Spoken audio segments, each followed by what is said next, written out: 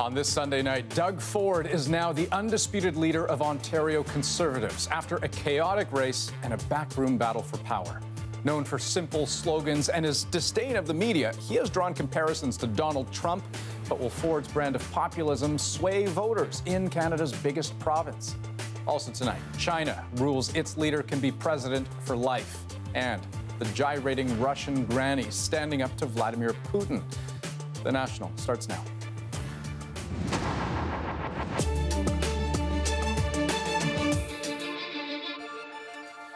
A sexual misconduct scandal, an ousted leader, and a mad scramble to replace him. It has been a tumultuous 6 weeks for the Ontario PC Party. And now, Doug Ford, brother of the late Rob Ford, sits in the pilot's chair. He is aggressive, anti-establishment, and as Ron Charles shows us, gearing up for another fight. Thank you. Thank you so much. Doug Ford marched in Toronto's St. Patrick's Day Parade today, his first event as new leader of the Ontario PC Party and the first step on the road to June's election. I look forward to defeating Kathleen Wynne and bringing prosperity back to this great province. At a rally today, Premier Kathleen Wynne offered the new leader congratulations, but who we are fighting against has changed, but who we are fighting for has not changed. Ford is about as different from Wynne as you can get. As a one-time Toronto City Councillor, he was closely tied to his late brother Rob Ford's chaotic, controversial mayoralty. Like his brother, he favors simple slogans over complicated policy, the kind of plain-talking populism that attracts some voters. He seems to be pretty good in Toronto, thinking about, like I said, the little guys. But repels others. It worries me a little bit. I mean, you look at what's going on south of the border. You know, I hope it's not Trump Part 2. Former Conservative MP Paul Calandra is a provincial PC candidate who had supported Ford's rival, Christine Elliott, but is now falling in behind Ford. His method of speaking and talking to people, you know, he's a very personable person. He's straightforward, and it seems that's for sure what the people of our party wanted. But Ford didn't have an easy ride to victory. Party members gathered last night for a vote announcement event waited hours for results before getting told to go home without any. I ask you to please go home to await the results. Elliott had challenged the extremely close result.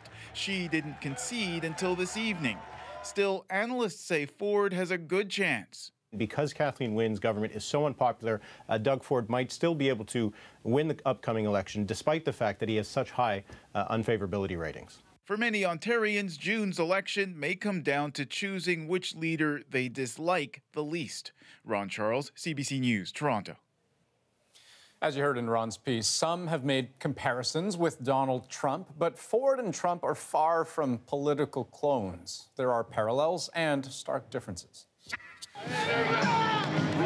Unlike Trump, Ford has no anti-immigration or nativist record. He's got a lot of support from visible minorities, and unlike Trump's unorthodox policies, if that takes tariffs, let him take tariffs. Many of Ford's could be torn from any conservative playbook going back 30 years. Ontario will be open for business. But just like Trump, Ford has signaled he'll be a champion of socially conservative values. For example, recently supporting restrictions on access to abortions. And I think we got to consult parents, and that's what we have to do.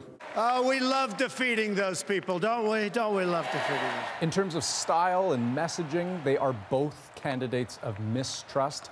Mistrust of the media, mistrust of government. We're going to end the government corruption, and we're going to drain the swamp. We're going to go down there and sanitize the politically corrupt Queen's Park. And mistrust of establishment politicians seen to serve only themselves. I'm here to give a voice to the hardworking taxpayers of this province.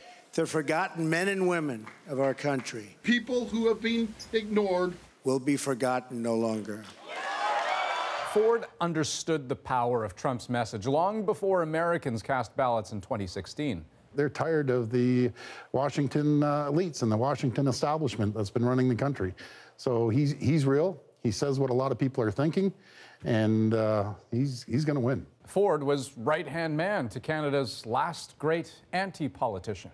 It's just lies after lies and lies. And I've called you pathological liars, and you are. Doug Ford's late brother, Rob, world-renowned for his scandals. Yes, I have smoked crack cocaine, probably in one of my drunken stupors. Back then, Doug was Rob's bare-knuckle defender. And since then, he's cultivated the image as Rob's successor. And now that he's running for premier, politics in Ontario set to get rougher and more unpredictable. Mike Crawley covers the Ontario legislature for us, and he was all over every twist and turn in that very late leadership announcement last night. So, Mike, I think the question most of us want to know, could Doug Ford win the election in June?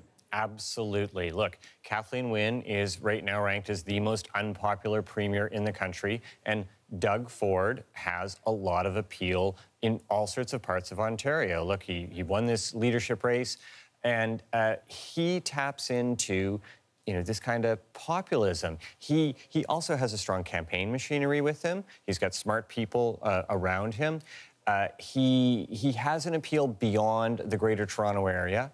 And, Kathleen Wynne's own chief campaign strategist just said last week that Doug Ford was the candidate among the PCs that he feared the most because Liberals struggle to campaign against a populist candidate like a Doug Ford.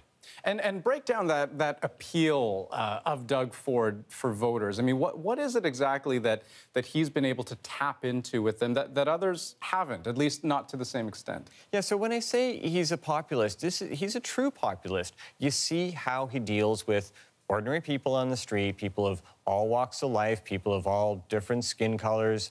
He connects with people. He doesn't talk down to people. He also, pitches himself as looking out after the little guy, as having taxpayers' interests at heart. And that's a message that resonates with a lot of folks, which is, of course, one of the words that Doug Ford likes to use. He talks to people as folks. Right. And so substantively then, if Doug Ford wins, how different would Ontario look? So we haven't seen a platform from him. He's talked about some of the stuff that he would do. There would have to be budget cuts in some way. He says they're spending too much money up at Queen's Park, and he's going to come in and clean things up. So where would those budget cuts come from? He's not been very specific about that. We know that he has no plan for dealing with climate change. He's against the carbon tax that would be imposed by Justin Trudeau. He would get rid of the cap-and-trade system that we have here in Ontario, brought in by Kathleen Wynne. So we don't, know specific things about health or education, but there would definitely be some cuts to government under a Doug Ford premiership. Lots to watch for, that's for sure. Mike Crawley, thanks so much. Let's turn to politics south of the border now. And today, aides to Donald Trump said he is sticking with his controversial plan to meet with Kim Jong-un and will not set any more conditions for North Korea ahead of their historic face-to-face. But as Paul Hunter tells us, critics are worried about exactly how that meeting might play out. One question, if the talks go ahead, is which Donald Trump will show up? This one?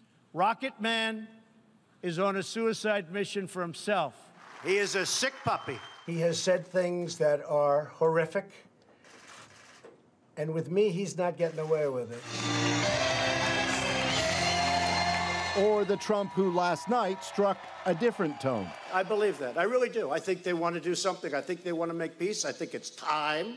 But ever since last week's surprise offer for talks with Kim Jong-un delivered by South Korean officials directly to Trump, Trump critics have emphasized it's a high-risk endeavor, especially for a president long derided as a foreign policy rookie. I am very worried that he's going to go into these negotiations and be taken advantage of.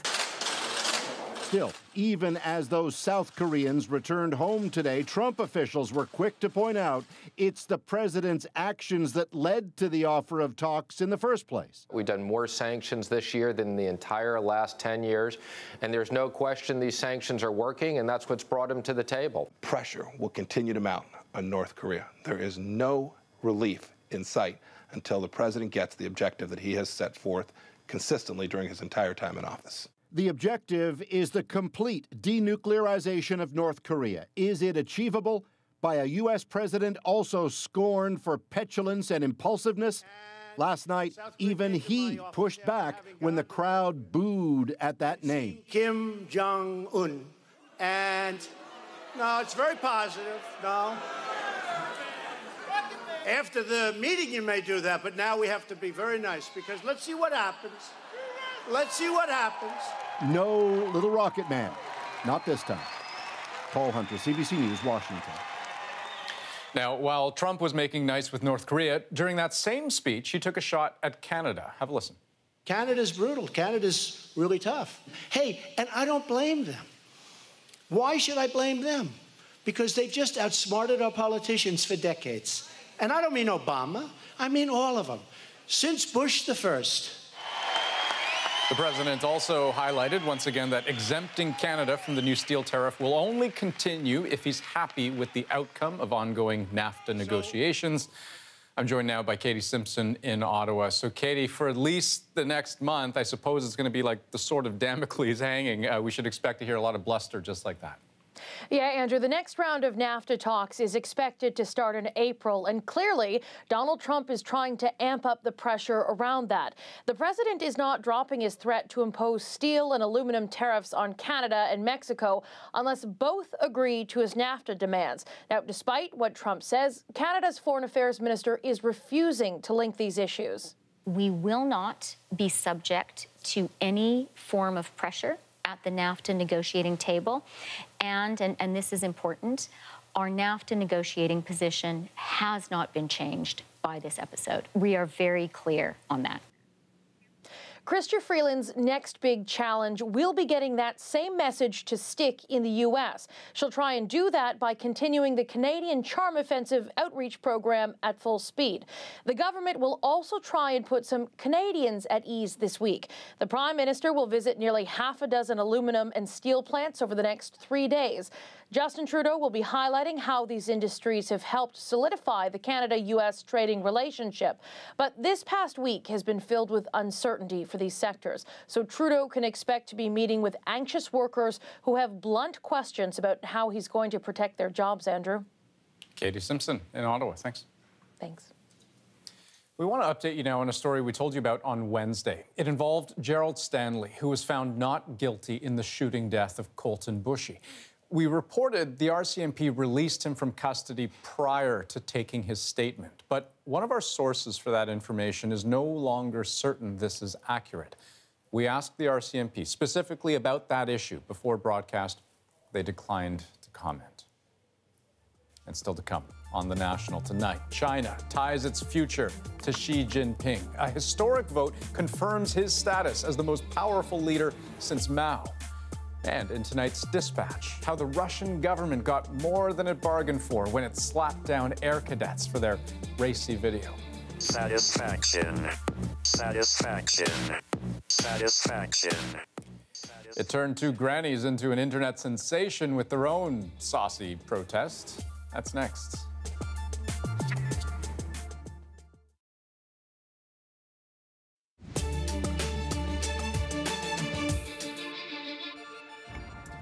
A developing story we're watching on The National tonight. This amateur video shows a helicopter plunging into New York's East River.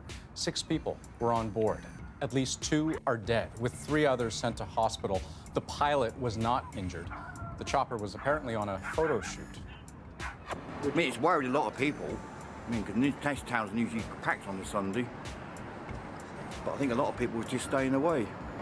British officials are urging anyone who is at a Salisbury restaurant or pub to take precautions. A trace amount of the nerve agent used to poison a former Russian spy has been found at 2 locations. Although the risk of contamination is small, hundreds of people are being told to wash their clothes. The Syrian army has split the rebel enclave in eastern Ghouta, cutting off 2 major towns from the rest of the area. Huge plumes of smoke can be seen behind the ravaged landscape. More than 1,100 civilians have been killed in the onslaught since it began 3 weeks ago. Well, for decades, Western powers have waited for China's government to drift toward some sort of democracy. They hoped China's embrace of global trade would naturally expose the country to liberal ideas and bring more power to the people.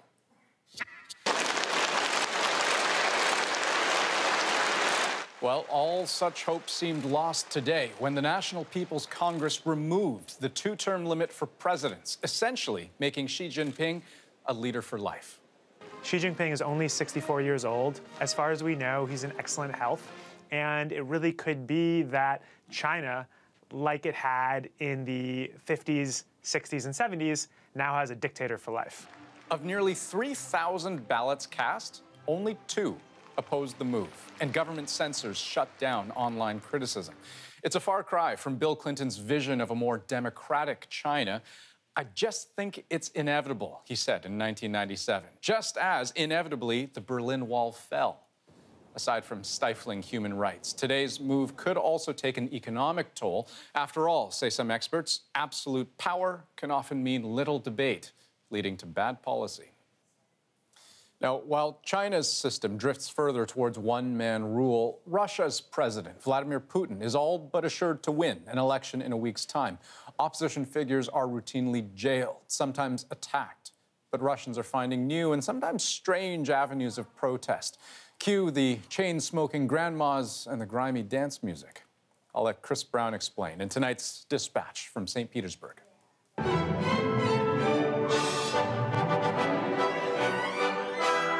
St. Petersburg, birthplace of the Russian Revolution and historic seat of Russia's czars, is no stranger to political protest.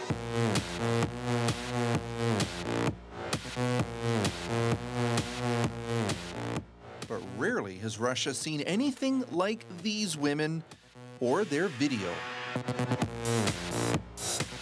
2 grandmothers gyrating and spoofing erotic dance moves in their rundown Soviet-era kitchen to an old Europop tune called Satisfaction.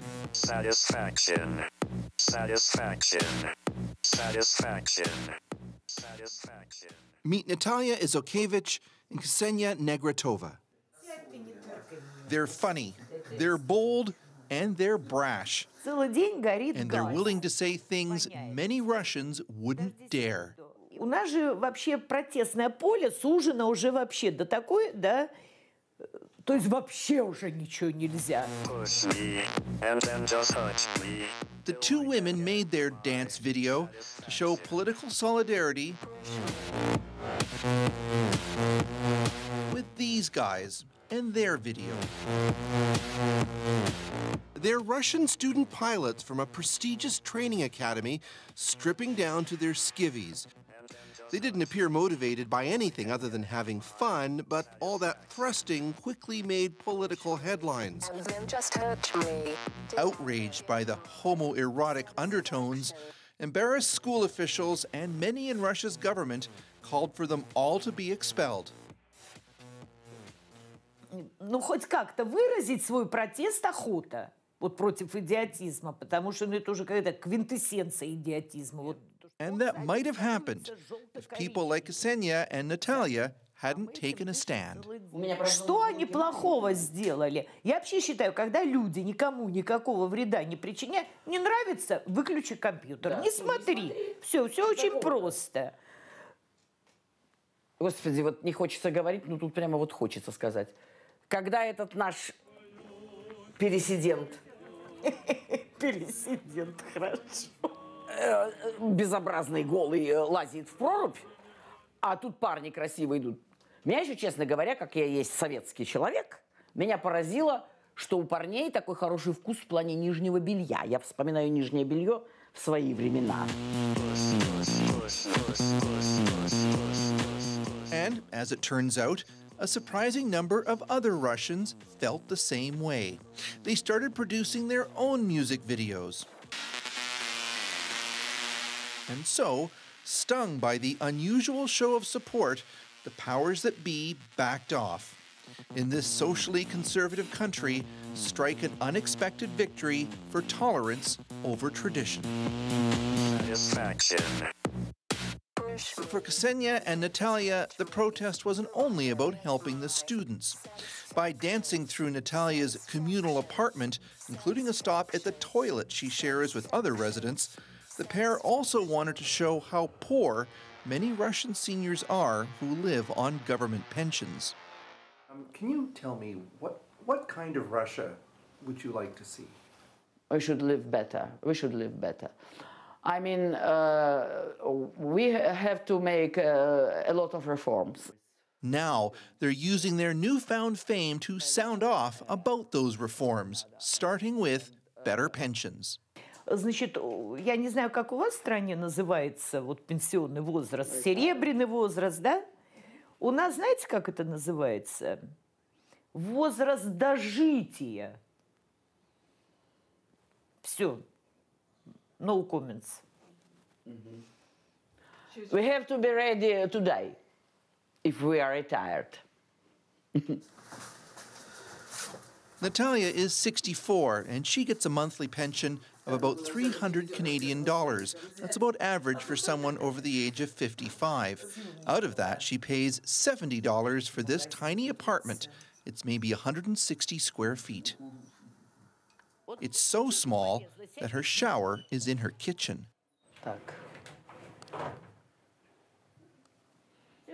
We are very proud with this shower. Cannot try to live for pension money.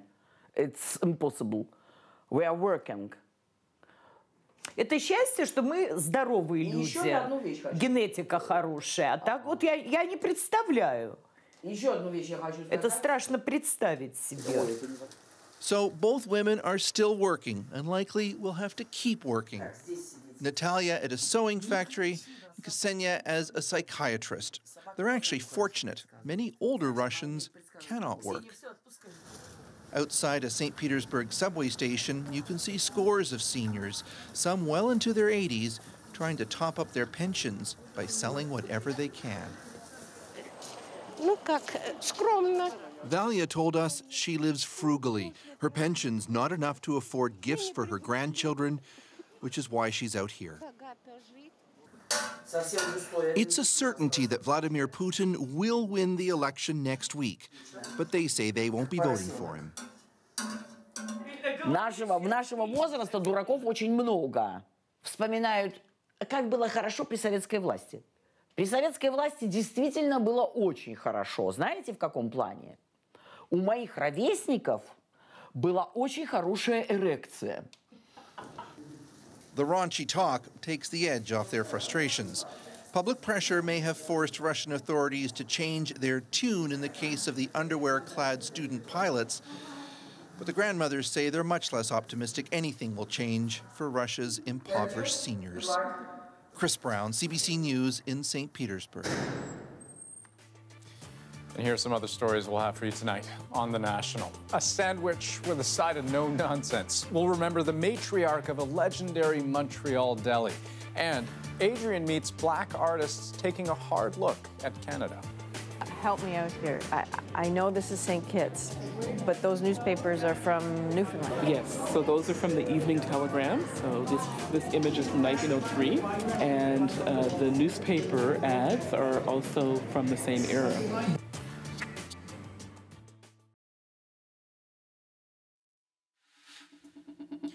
Homeowners with vacation properties in BC fear they are going to get hit hard by a new tax plan. The government says its speculation tax is aimed at encouraging people to rent out their empty homes. But as Briar Stewart explains, critics are worried about unintended and costly consequences.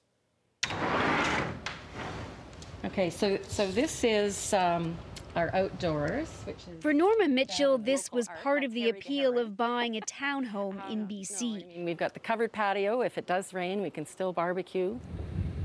And like many others who own in this complex on Vancouver Island, she's from out of province. We have worked up to spending about 5 months of the year here. We do have a home in Edmonton. We go back and forth. Her home is just outside Parksville, BC, a coastal community known for its beautiful beaches and the high number of retirees who flock to them. But life here is about to get more expensive because property taxes are slated to go up for those who own a second place and don't rent it out. Parksville is one of the BC communities that will be subject to the new speculation tax. The government has said one of the goals was to target people that were using the housing market like the stock market and to create more affordable rental housing. The tax will apply to communities with some of BC's most sought-after property. It will include large parts of Vancouver Island, Metro Vancouver, and Kelowna. In 2019, the tax will be 2% of the property's assessed value. If we are speculators, we're not very good at it because we're still here. We're in our 12th year here. Parksville's mayor is worried the tax could hurt the city's entire economy. The tourism industry, the construction industry, our tax base here in Parksville could be affected. The provincial government says it's still working out some of the details, including how it will affect full-time BC residents that have more than one home, or if it will affect them at all. It is a new tax. It's a bold measure, and so we're taking our time to make sure that we look at all the issues and all the concerns that have been raised. As for Mitchell, she says she and her husband are now considering selling, not only because her property taxes are going up, I'm just not doing it. but she doesn't want to be treated like an outsider in a community she feels a part of. Briar Stewart, CBC News, Parksville, BC. No more lies! No more lies! Racial equality, yes. White supremacy, no. I was actually outside the museum in the protest. I was one of the protesters. To be positioned in this way in this particular show is important because it gives us an opportunity to have a voice in a new way. Canada's largest museum wants you to know what it means to be Black in this country. That's quite a reversal for the Royal Ontario Museum, which has had to apologize in the past for being tone deaf on matters of race. Adrian Arsenault met the artists who've been given this platform to hear firsthand what they have to say.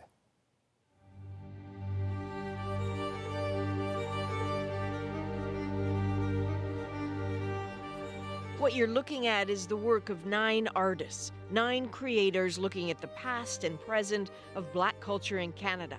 This is a mix of generations, of backgrounds, of ideas, and even then, this just touches the broad spectrum of what it means to be Black in Canada. The exhibit is called Here We Are, and where it is the Royal Ontario Museum. That resonates. Because back in 1989, that same museum curated a controversial exhibit into the heart of Africa. Labeled demeaning, colonial. Tell the truth about Africa! Protests came quickly. Racist Ontario Museum! It took the ROM 27 years until 2016 to apologize. And all this means Here We Are takes on a whole new significance. I met up with 3 artists of the current exhibit to talk about their work and their stories, and we began by discussing the loudest and biggest installation, Sucking Teeth, which is what it says.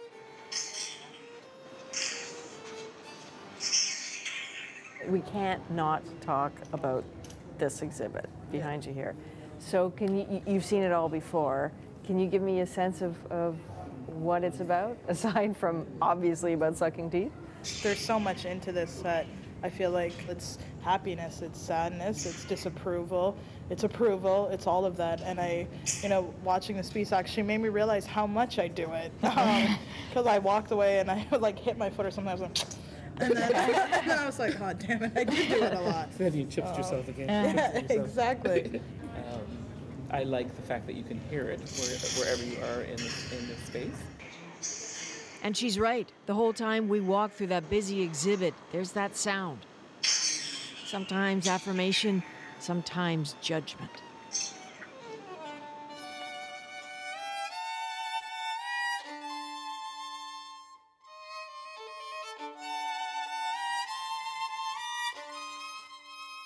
So Bushra, help me out here. I know this is St. Kitts, but those newspapers are from Newfoundland. Yes, so those are from the Evening Telegram. So this image is from 1903, and the newspaper ads are also from the same era. From the Evening Telegram, St. John's paper, which is still in circulation today. So what's the connection you're making between the two? So I'm trying to draw the connection between the centuries-old links between Newfoundland and the Caribbean that aren't very well known. So there was a trade in commodities. And that's sugar cane, and so we're talking rum. So we're talking about rum, we're talking molasses. And so Newfoundlanders, every year are very familiar with, you know, the barrel of rum that they might get at Christmas time. But people don't really know that history and how that trade kind of underpinned slavery and its afterlife. When you made the connection with this image, were you mad or were you just curious? I was curious about who were these people, right? I was angered by the mocking title card. What do you mean the mocking? Like, help me out Well, with this that. term, pickaninny's candy store, it's a really pejorative term to describe black children. So, I mean, here they are engaged in really hard, difficult work. You know, they're probably posed, here, eat this piece of sugar cane, and making light of their social location, of the conditions that they're living under. Yeah, that's no candy store. Exactly, it's no candy store, exactly. So I renamed the piece Sweet Childhood, so I'm commenting on the irony of the original title and also thinking about how diametrically opposed that title is from the conditions that they're living in. So it's a very layered image for me.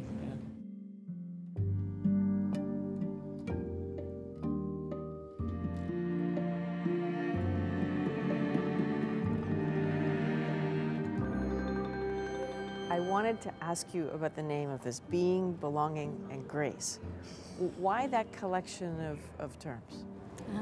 For a number of reasons. The installation is really about what it means to be human. And it's a simple idea in a way with many layers embedded within it. So being human as a black person, what does it mean to walk into a room, to be in the city? How do we enter spaces? So how are we being understood and how we understand ourselves, how we belong, and grace, how we grace the landscape, how simply black lives are often not thought of in the way of gracing or bringing something really joyful or beautiful to a landscape. And I wanted to make sure that I showed that way of being. So finding our space, refusing to be erased, just finding those moments of joy. So refusing to be erased, there's an invisibility about what you're talking about in terms of occupying space. Yeah, a lot of my work is about hypervisibility and invisibility because, you know, when I step in a room, I'm not invisible, but people can choose to ignore me or not hear my voice, but I am at the same time hypervisible. So I'm always in between those worlds. And so what I'm trying to imagine is a way that we are just visible, just human.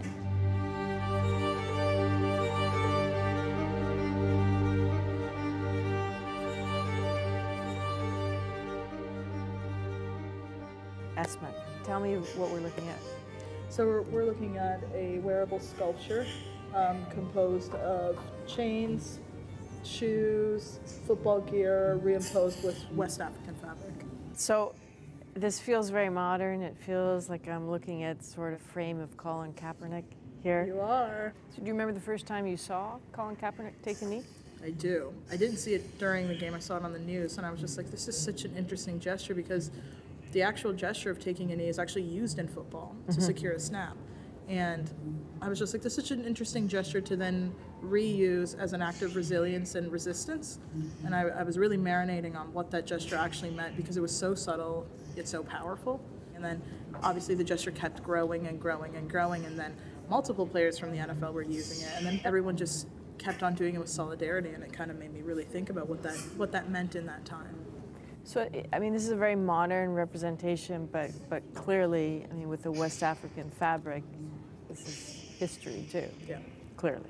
Yeah, I really wanted to reimpose African history and who we are and where we come from back on what I believe to be a kind of a form of neo-slavery, which is athleticism in our contemporary context, right?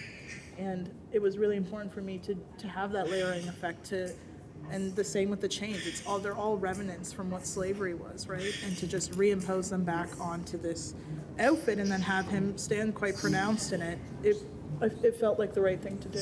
What are the 150 pounds of chains on your back? Years and years of colonization and not actually having been a part of that because I'm only 25, but just the remnants of that time. And what does that look like for you? Like in the everyday? Yeah. People not wanting to touch doors after I touch them, people touching my hair, commenting on my hair or my skin color. They're very micro things, but accumulated together become quite impactful on who you are and what you think of yourself, especially coming up as a young Black woman. Are you telling me people don't want to touch doors after you do? That's happened quite a bit. Less in Toronto than in London, Ontario, but it definitely happens. What do you do in a moment like that? Just hold the door for them, and if they don't want to touch it or they get weirded out, just keep on going. There's some moments where you think it's a teaching moment, and it's a good point to try to educate, because a lot of people, they don't actually have hate in their heart. They just don't know any better.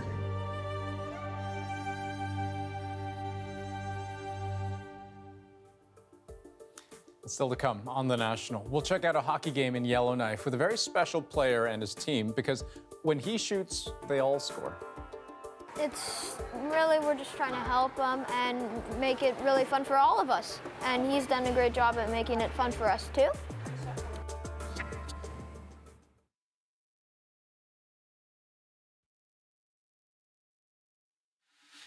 Right here, you're going to feed across to McGregor. He scores. Oh, it took a couple touches, but it's a power play goal for Canada. That's Canada's Tyler McGregor scoring against Italy today at the Paralympics in Pyeongchang. Canada's sledge hockey team has now shut out 2 teams. McGregor clearly at home on the world stage, but he's also lent his know-how to a sledge hockey team in Yellowknife. Here he is training them last year. And the other notable thing about this team, only one of them needs to play like this. His name is Riley Oldford, and all of those teammates have rallied around him in a very special way. Here's David Common with another look at their story.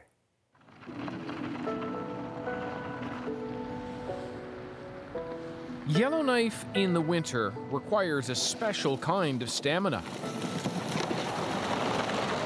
You can get a lot colder than this, making the arena one of the warmer places to gather, especially these days. Yellowknife's first ever sledge hockey team, just like the Paralympians.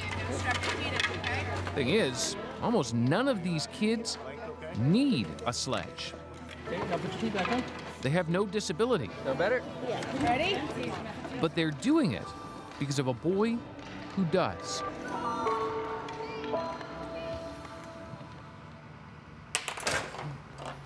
You almost got it over the red line. Oh, you got it over the red line. Riley Oldford lives and breathes hockey. Even off the ice, he has no trouble handling a puck. Oh, no. One time. Hey, what? Just. And he has no problem defeating his elders either. Come on. Yeah, right here. I'm open. Oh. There have been many challenges, though, related to his cerebral palsy, beginning on day 1. Riley was a code blue delivery, born nearly 2 months premature. At just under 4 pounds, he was put in intensive care. So sick, so tiny, his parents were barely allowed to touch him. You got a kid here who many people, many doctors didn't think would live. Yep. He defied the odds. He was christened on the day that he was born. The doctors came to us and said that he wouldn't make it through that day. That's a tough thing to hear. It is a tough thing to hear. So when you think about this guy sitting here now, and this game you're going to play, and all these friends who are joining him, that's a pretty big journey. It is, for him to be able to play hockey and to be able to do that in Yellowknife with his peers and with people that he's met through hockey and through school is amazing. So this is your room. Yeah. Cool. Yeah. So there's a Derek Whitson stick. That's this? Yeah, that one. And Okay. that was from 2011. Okay, and who's he? Who's Derek? So he used to play on Team Canada Yeah. for sledge hockey. So he's pretty good. Yeah. Riley is now 12 years old, but his situation has meant growing up faster in some ways. Yeah. And he's pretty frank about it. And your number? Yeah. 68. Did you choose 68? Yeah. So when I was born, Yeah. I had 68 days on a ventilator, so it helps you breathe. Yeah, Pumps like a air life in. support. Yeah, life support. Pumps air in, takes it out. Pumps air in, takes it out. So. It's a big subject. Sometimes you forget Riley is just a kid. A pretty popular kid, as it turns out. When you started playing, you were the only kid. Yeah. And then a bunch of your friends said... I want to try it. And when I think about what's happened with you and your friends, it's that your friends said, if stand-up hockey is not accessible to you, Then that they're going to do be... sledge hockey. Yeah. Yeah. Okay. And they like it. What does that say about all your friends who did this? They're really good friends. They do a lot of things just so I can do it with them. We caught up with those friends. About 22 of them now play on sledges. It's good to get on the ice a bit more often, and it's good workout for the arms. Yeah. Liam Leonard was one of the first. Yes. When you look at a kid like Riley, like, you know, the way you walk into the building and the way he walks into the building is different. But by you and a lot of your friends getting together, Yep. you're taking a lot of that difference away. Yep. It's really, we're just trying to help him and make it really fun for all of us. And he's done a great job at making it fun for us too. Much of that work is thanks to Riley's mom. She is herself one of the players.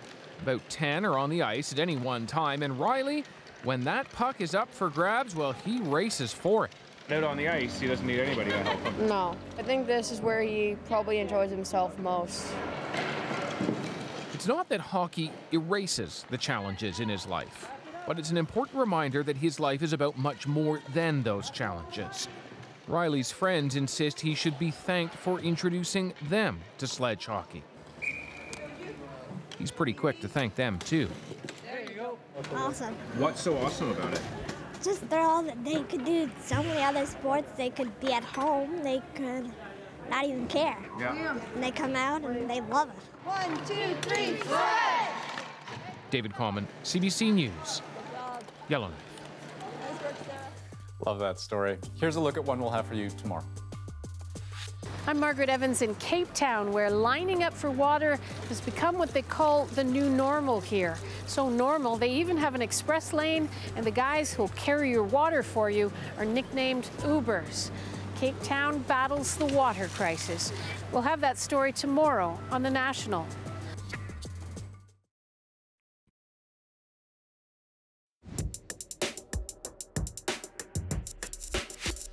This is what democracy looks like! Here's what we're watching this week on The National. Students and teachers across the U.S. are expected to walk out of school on Wednesday to demand tougher gun control laws. March 14th marks 1 month since the deadly mass shooting at a Florida high school. But how the hell can I help it? I'm so in love with you. And the Junos are just 2 weeks away, and tomorrow we are expecting to learn the full roster of performers for the big night. Canadian singer Michael Bublé is hosting on March 25th. Montrealers are remembering the matriarch of an iconic Jewish deli tonight. Ruth Walensky served up food at Walensky's, but also a sense of community. She died on Friday at the age of 98. Simon Nakonechny has her story. Walensky's light lunch seems frozen in time. The decades-old deli is far from fancy, but that's just the way Ruth Walensky liked it.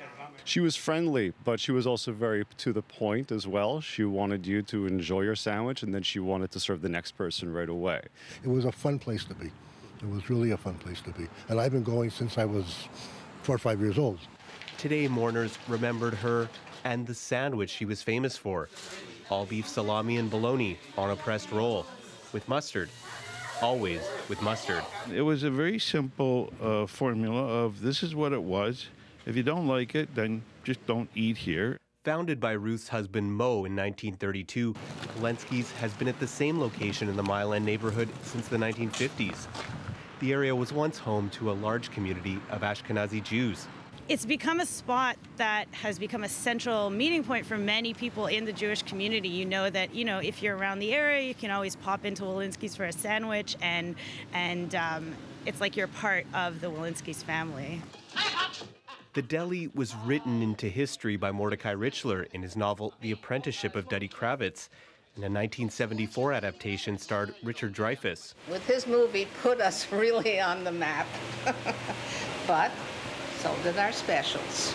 Over the years, the neighborhood changed and gentrified. But under Ruth's steady guidance, the deli never lost its soul. Her children now run things.